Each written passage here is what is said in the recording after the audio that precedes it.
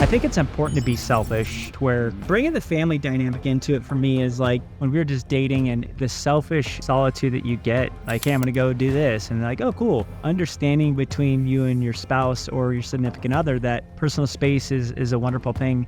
But when you start having kids, almost something happens in the relationship. Expectations that doesn't exist as much anymore. The thing that what I was getting to is, man, you have kids and then you forget about yourself. But I think your kids are at the age where they're still wholeheartedly dependent on you in a lot of ways. Selfish in the event that, hey, I need space. It's probably one of the most important things that you can set a true boundary on, to give more. I need space so that I can show up as the best version of myself. I got to give the total shake. Welcome to Never in Reverse. Total shake. Or whatever you call my 2 pointers.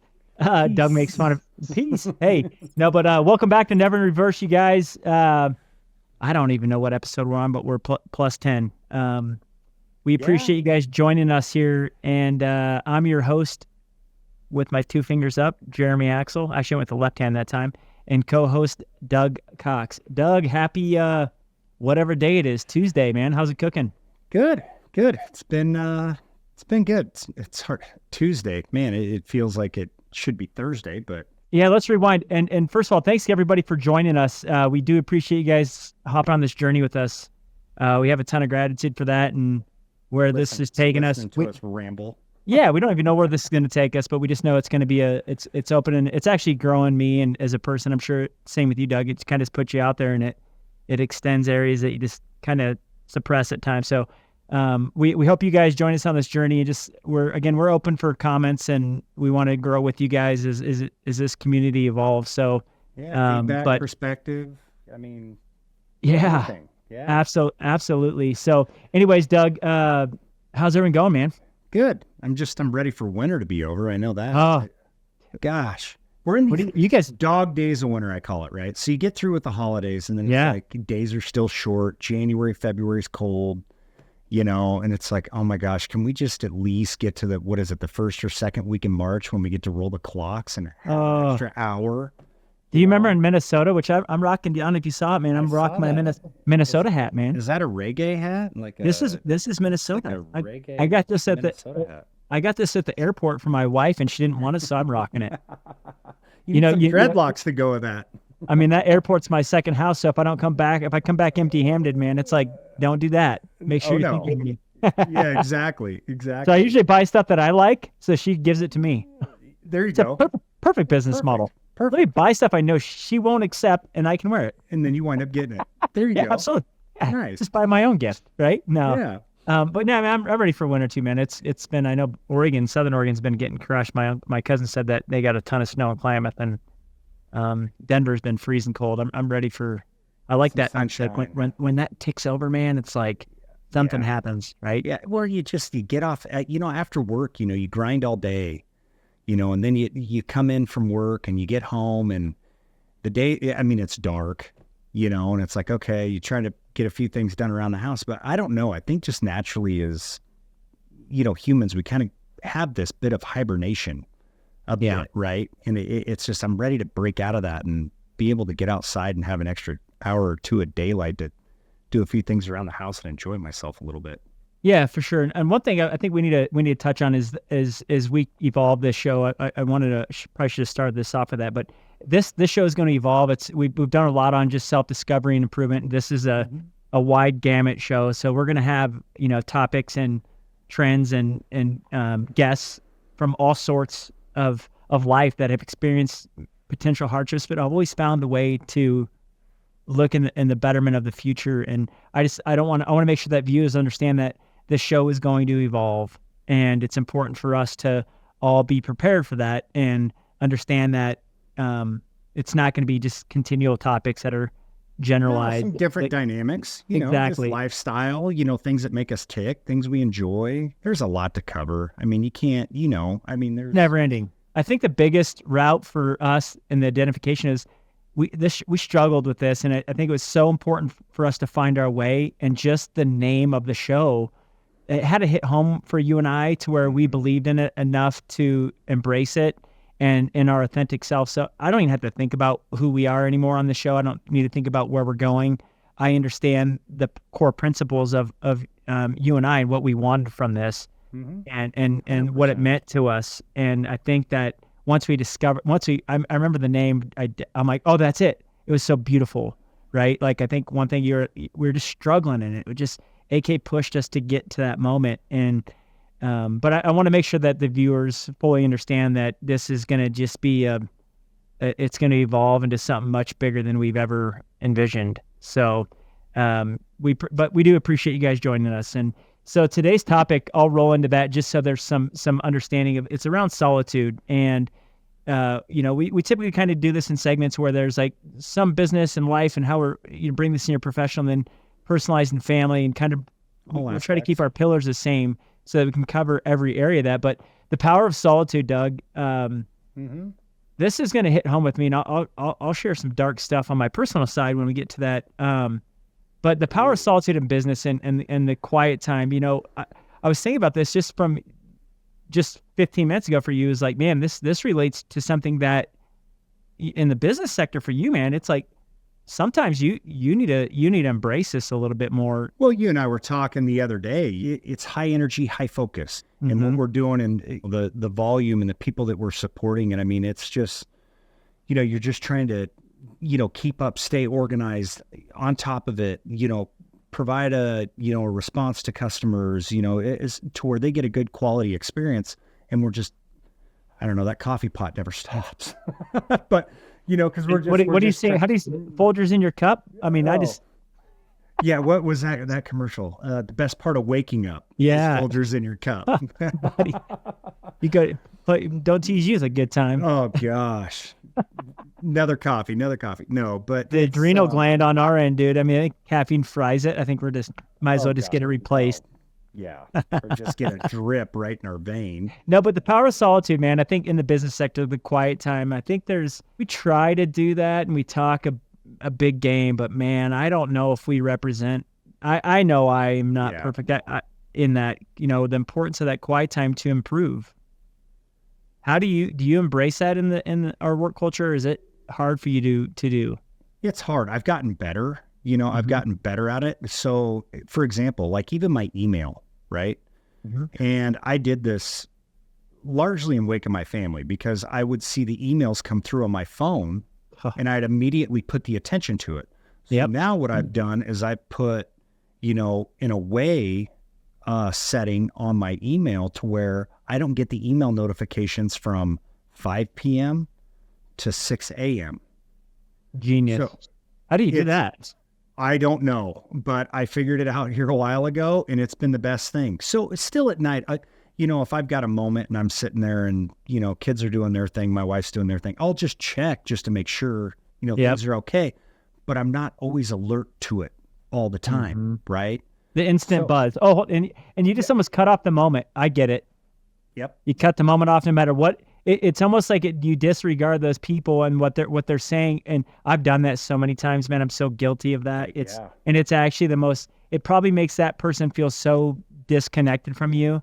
Well, you're putting priority over them. Yeah. When it's time for them, it's not time for business. The business stuff, in a lot of cases, especially interactions with customers and things, you're not going to accomplish a ton because they're off the clock too.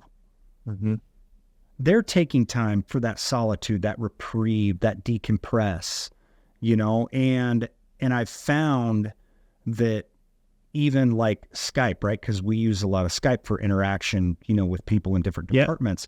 I've set notifications on that as well too. Because I know that off.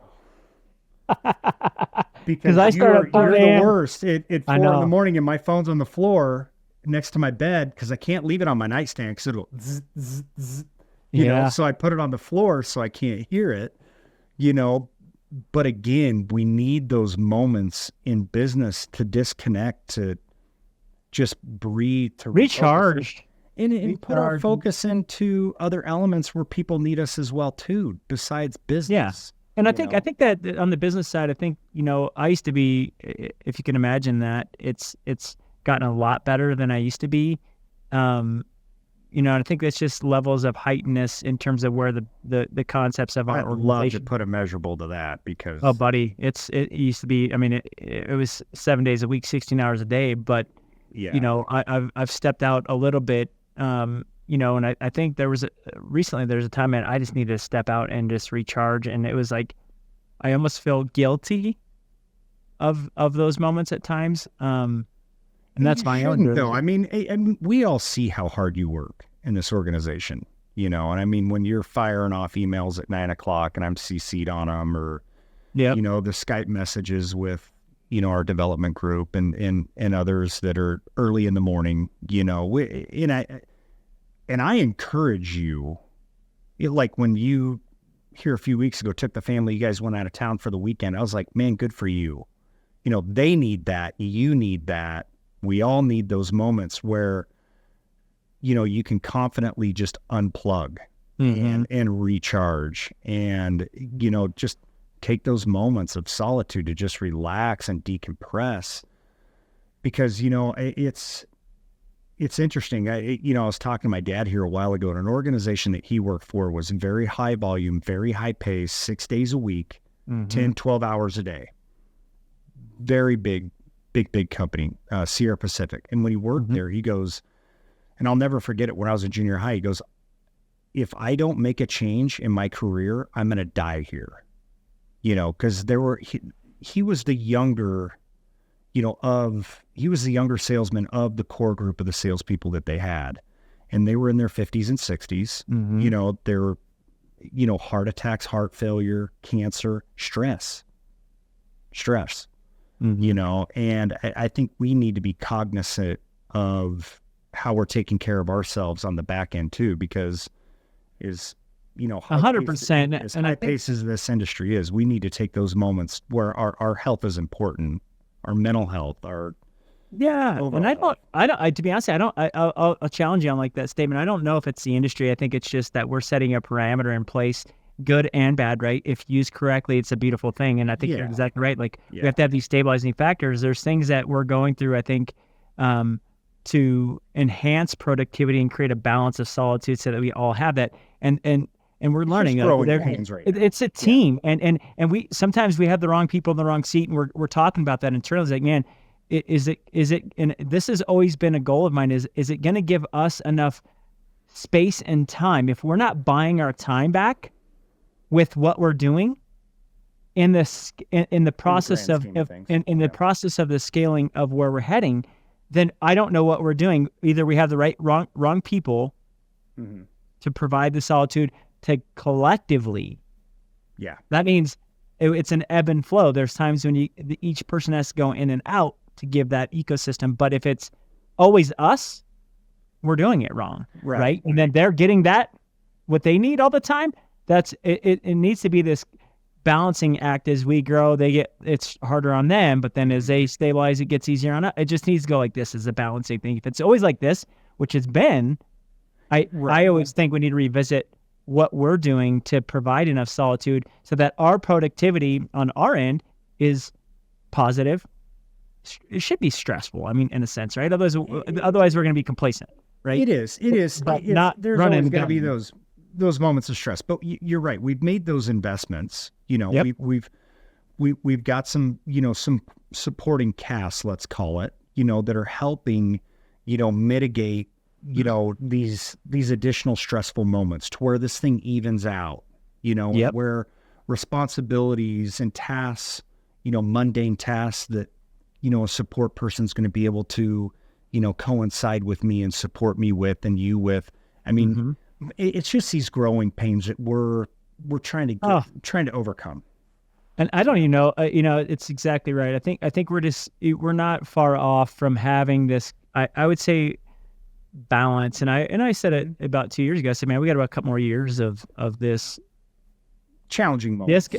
I would say almost offset. It's like it's unbalanced right now. And I think to get a balance, you sometimes, you got to, as you grow and we've grown, the revenue and the balances, we're trying to catch up to that to kind of equalize. And I'm telling you, from 3-4 years ago till now, with the volume that it's night and day in the balance, but it's still, we've grown. So we're still trying to catch that balancing act. But I'm telling you, like last year versus 3 years ago with where we were at, I mean, it's just a breath of fresh air. I'm laughing. I'm like, how much easier that was for our team. But the challenge is we've now leveled up again. And when that happens, now we're doing this catch up again, right? We're is creating a gap there. Exactly. And that gap, we need to get that pendulum swung back more evenly. And we've done that, but we're still the team that people that we've added still aren't in the spot to allow that balance. And I'm seeing that on your end is like, man, it's time to, we had the discussion with your assistant this morning. He's like, listen, we got to level up. And this is the expectations, because I see you doing things that I wouldn't be doing. I can tell you that. And that's not anyone's fault. It's just a growing curve, but it's like, we got to offset that. Otherwise we're going to be exactly how I was 3 years ago. You're going to be in the same position. I don't want that. Right. I know what that feeling looks like. I know what that did to my family. So it's time to like, either we go together or we're going to have to make changes to get there. Right.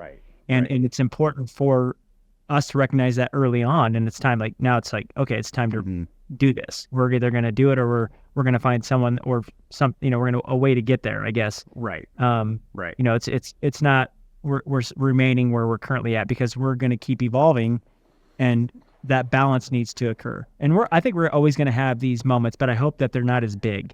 They're kind of like, I think these micro, where it's not like they'll even out over time, because we're going to be able to sense it, feel it, these compound effects or these things come about to where it's going to be easier to delegate, as people, in the organization get more familiar with our practices and roles and responsibilities, and we have a few new people, and it takes time for them to mature, but we also, I've got to do a better job of challenging them as well too. Oh, 100%. And talked about, and it's, because we need to set the expectations, but we need to start getting some of this reprieve sooner than later, because otherwise we're just going to kick the can down the road. In 6 months from now, we're going to be having the same conversation. Yeah, and I think the getting back to the power of solitude and just creating that power of leveraging that together. Yeah. So the gaps, it should go like this. Almost, it should be like we're walking up a set of stairs. That person's stressed, we're good. They should eventually, over time, we should take micro steps together instead of such a drastic. The last 2 years, we're like this, and you and I are up here, and because there's some tasks that we just have to personally embrace and that we've taken on, good and bad. But I look back from 13 months ago, and I'm like, oh my gosh, where you've came. Just our processes and, just the organization of, our business applications, to be able to move more freely, more agile, quickly, better responses and communication to the customer. I mean, everything. I mean, there's a ton of great things that have come about with it. And I think it just comes down to, I think that moment comes down to creating a space, a healthy space for your individuality and like what that truly means. So we're gonna quickly dive into a break though, guys, and take a quick break to get a drink of water and stuff. But when we get back, we're gonna dive back into what I meant is water with some coffee, Folgers. Personal space. We're gonna navigate into personal space and around solitude and. But yeah, so we'll be back here in a minute, guys. We appreciate you guys joining us, and stay tuned. Thanks so much. Thanks. Hey, everybody, welcome back. Thanks for allowing us to go on a quick break. Doug, diving into solitude and personal space, man. Yeah. He's no good. I mean, you actually do a pretty good job, but you always feel guilty around this topic, I think, when this comes down to your family, man. I think I've seen you in this journey, and that the decisions around yourself, because you always put everyone first. Your wife pushes you here. Yeah, and I think you could probably say the same in some of that too. Oh yeah. I'm horrible. It's hard. Especially when you have young kids in a family, and the kids, they want your wholehearted attention, Yep.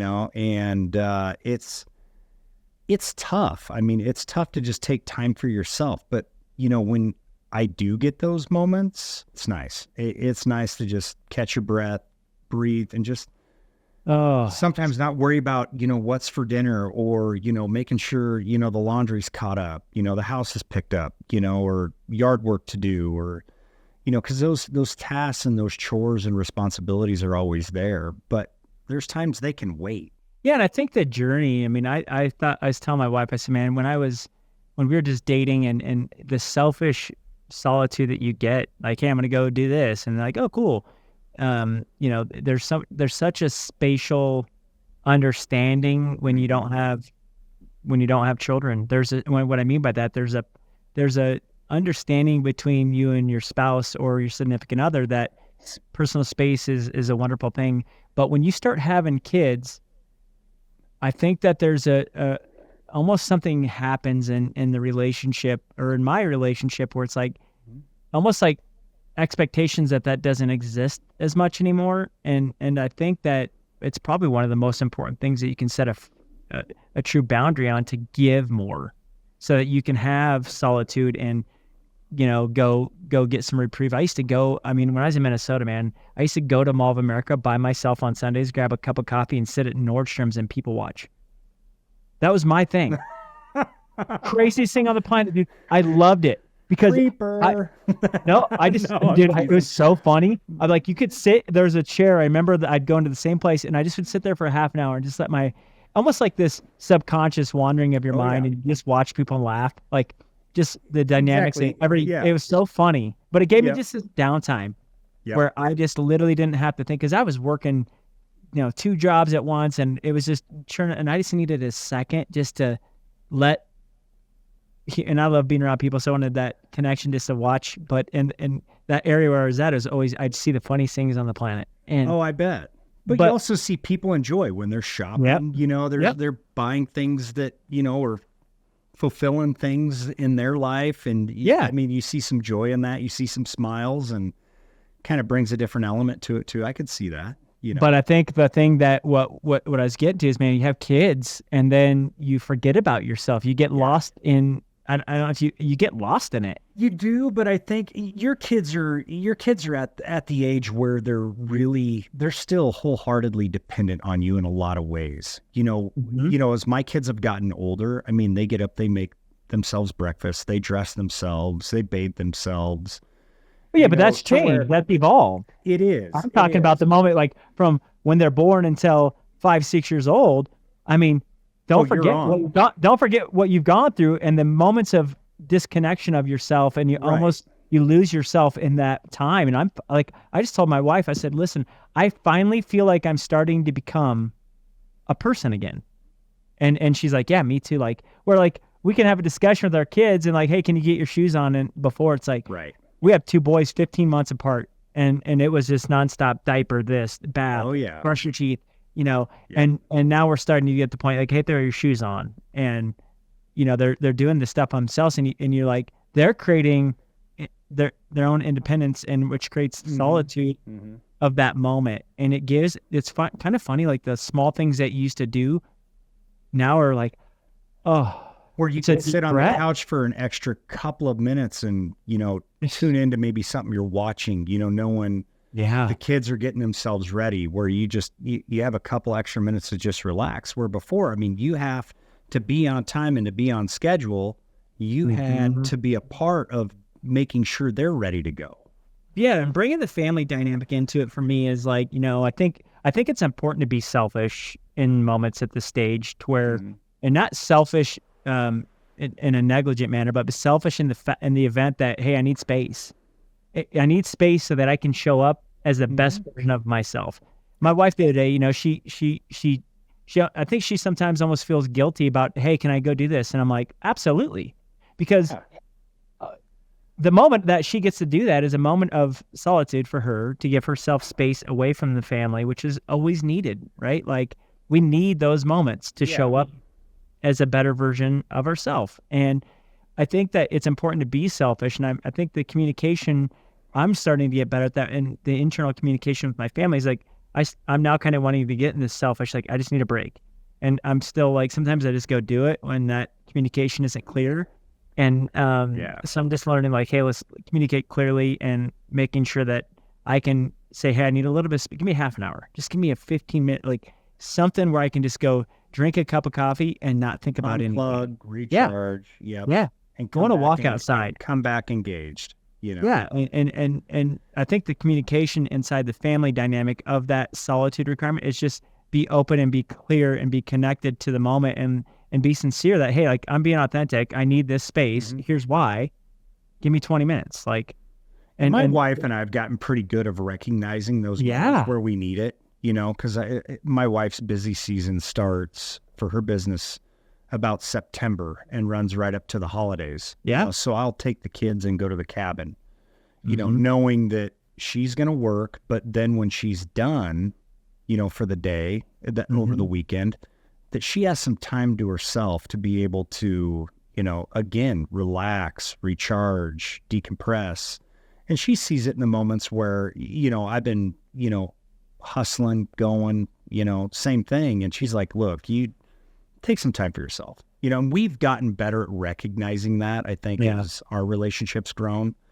And knowing that those moments in time that we need to be able to unplug, but that's come with time, but yeah. And I think there's an extent, like you can over unplug, like, right. Like I think if you transition, if I know some friends that have I'll be honest with this. Self first always. Yeah. No, but a college friend of ours, that I'm not going to mention his name, but man, I texted him because I just seen if he's all right. Because there's been some things in his life that have happened, and it's, man, I think he's in a state of loneliness and he won't get out. And I'm like, I wish for the fact of like solitude versus being extremely lonely is like, man, don't do this alone, right? Like, no, it's not meant to be in a cage. Nope. And I've seen him do it a few times throughout college and post college, and I'm like, hey, I'm here, man. Like, what do you want to go grab a coffee? It's on me. Like, I can't even get a response out of the gentleman. It's like there's we're meant to do this together. We're relationship beings. Like that's what we're supposed to do. Yeah. But there's also showing up, in a spot. Like I'll be honest and be vulnerable. It's like I got to a spot during this business where I was so independent on focused that I forgot about every single thing around me, and I got into a dark spot of like anger and resentment. It was carrying this weight, and I wouldn't say I was lonely. I guess I was indirectly lonely. Maybe I wasn't admitting the fact that maybe I needed to go out and have some solitude and hang out with my buddies and go on a hike. Some social interaction. Yeah. And get your mind in and with them and laughing and joking and, and lightening the stress and the environment. Yeah. I was making excuses of every reason I shouldn't be doing that in light of this, and in turn it actually affected my marriage. Me as a father, I created some really rough moments inside of me. Disconnect there. Yeah, and just a huge disconnect. And now I'm like, man, I won't be there again. I'm not going to let myself do that, regardless. This is always going to be there. Things can always wait. Yeah, you're not going to solve all the world's problems overnight, No. And that's and I've gotten better at that too, And there was moments, like this friend of ours, this colleague we played football with in college. I know who you're talking to, and I mean, I had a moment in time where, in my career that, just I was in the wrong spot and I knew it, and just, depressed and lonely, and I kind of locked myself in a corner and I didn't address it. And then finally my wife, she pointed it out. She's like, you got to make a change. You're not in a healthy position. You're shutting down. You're guarded, your social interaction with your friends and your colleagues, you're not given time to. It's important for you, and she challenged me and she pushed me, and I talked to her about, those feelings and things that I was going through. And fortunate to me that I have somebody like her that, I I don't have to be guarded. I don't have to be filtered. I can tell her how I feel, and she listens and tries to help me through the, the challenging moments. But I mean, it's easy to, I've seen it with friends and other colleagues where they've just completely shut off the outside world. Yeah. And I think that, again, but I also think like you waited too long. I saw you through that journey. I waited too long. Like, we're not meant to do this alone. It's okay to not be okay. It's okay to explain, hey, listen, I'm facing these. I mean, guys, we face battles, man. And these battles, we think we have to do these alone. And I think that, leverage your community, put yourself in a spot where you take your hobbies, like, hey man, I like to paddleboard and I like to bike and I like to go on a run. Take these moments of 15, 20 minutes, get a little bit of that on the sideline for yourself to come back wholeheartedly to have better relationships with your friends and your family and your kids and all these things. So, but I think as we wrap this show up, we want you guys to embrace with us. And what do you guys think? What have you guys done to, embrace solitude? Share with us, maybe some habits that you broke that were challenging, that you're like, hey, listen, this is detrimental to everyone in my circle. And here's what I found to embrace change and provide a light or whatever. Make those things priority. Yeah. Yeah. Because it's hard to break habits. I mean, and what did you do to get to the other side? And what did that do for, typically when you get through that moment, it's like it's ever expanding views that you never saw before. To make an excuse not to, I'm really great at that. So anyways, guys, we look forward to having you guys interact with us. Facebook, YouTube, Instagram. I don't even know if TikTok's around anymore. I think it was there and gone and came and gone. She's back live again, I think. Trump's got her back up. Oh yes, it's back up. It's fired back up. Yep. But no, we look forward to having you guys join us on this journey as always. And until next time, Nevin Reverse, Jeremy Axel, your co-host Doug Cox, and Two finger salute. Till next time. We'll see you guys on the next episode. Appreciate you.